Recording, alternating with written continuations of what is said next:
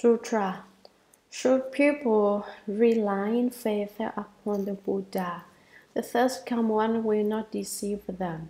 He has no thoughts of envy or greed, and he has cut off all the evil in the Dharmas. Therefore, throughout the 10 directions, the Buddha alone has nothing to fear. My body adorned with marks, I brilliantly illumine the world. Revealed by countless multitudes, I speak the seal of the real mark. Shariputra, you should know that in the past I took a vow, wishing to lead the multitudes to be identical with me.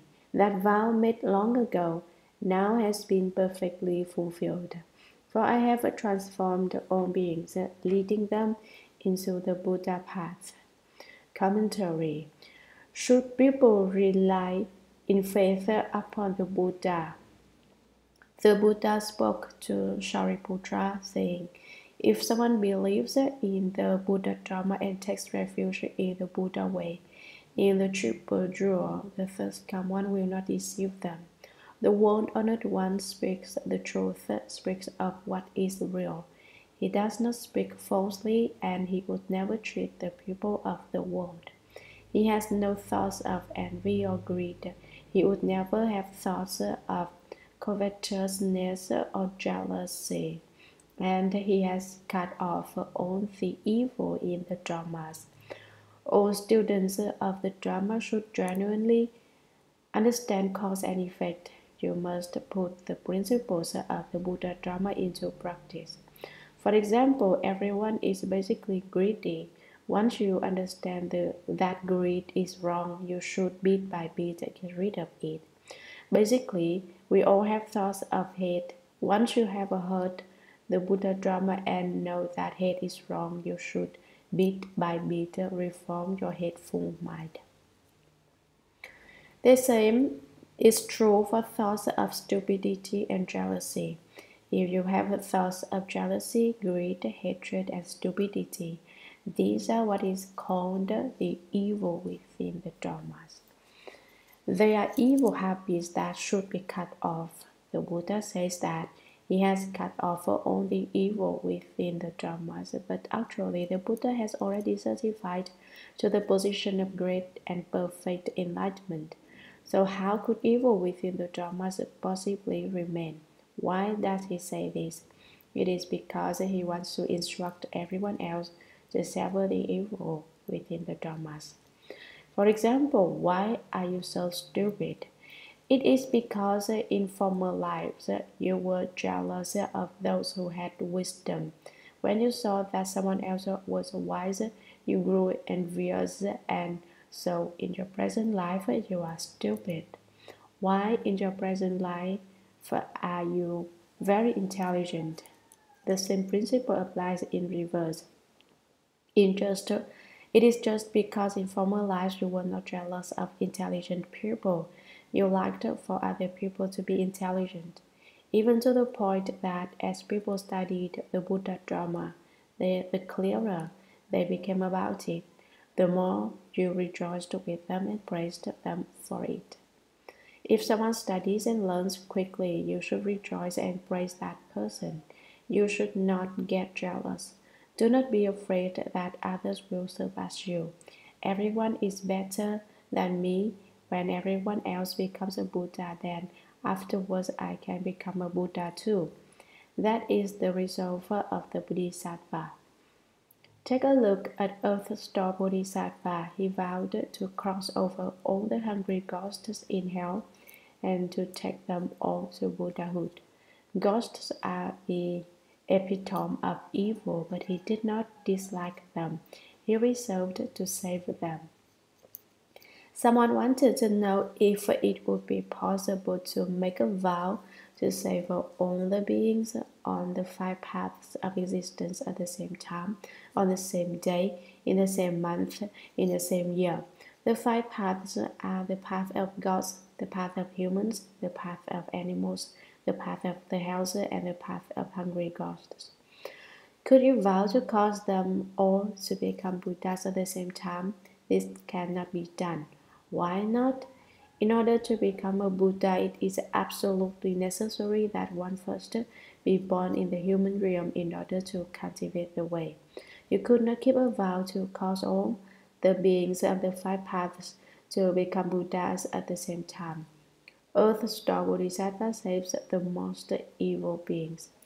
The Buddha has vowed to save all living beings so that they will become Buddhas, and he will certainly never be jealous and think, "Now I have become a Buddha.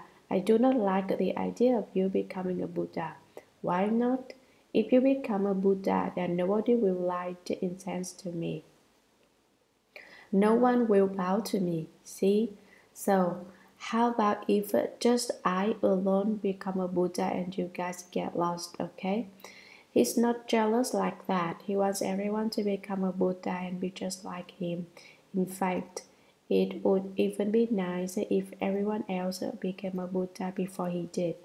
So, as you listen to the sutras, whatever you do, do not be jealous. If you are jealous, I am warning you in advance. With jealous, greedy, hateful, and stupid thoughts in the future, if you do not fall into the house, you will turn into a hungry ghost or else become an animal. Would you say that was dangerous or not? If you are not afraid of falling into the three evil paths, then go right ahead and hold on to your greed, hatred, and stupidity. Go ahead and keep them. If you think you would find the test of the three evil paths not easy to take, then you should get rid of your greed, hatred, stupidity, jealousy, and contrariness. Why? It is because these thoughts are the evil within the dharmas. Within the Buddha Dharma, there are evil elements. If you do not cut off the evil in the dharmas, you are going to fall into the three evil paths. If you cut off the evil in the dharmas, you will be born in the three wholesome paths.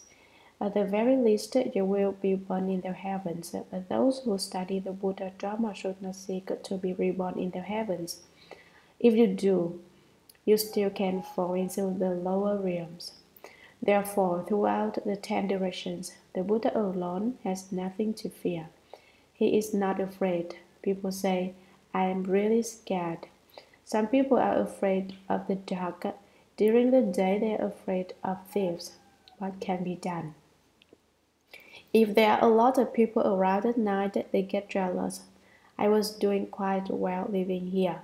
They think until all you people showed up to pester me. During the day, when there are many people around, they find it too noisy. What can be done? When alone, they're afraid of the dark at night and afraid of thieves by day.